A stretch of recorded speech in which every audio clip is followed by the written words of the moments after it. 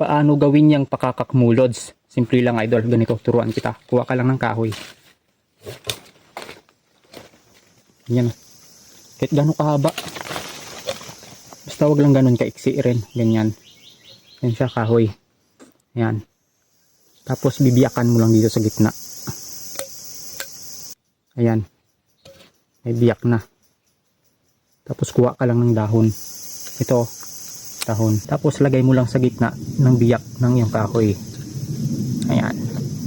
Tapos ipitin mo lang at tanggalin itong sobrang dahon. Siyempre magkabilaan para walang sagabal.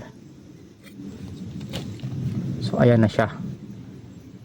May dahon na siya sa gitna. Ayan o. Dahon.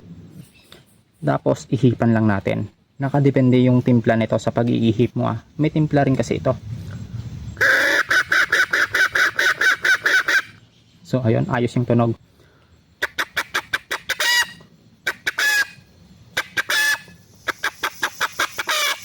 Huwag masyadong malakas yung ihip, tansyahin mo lang.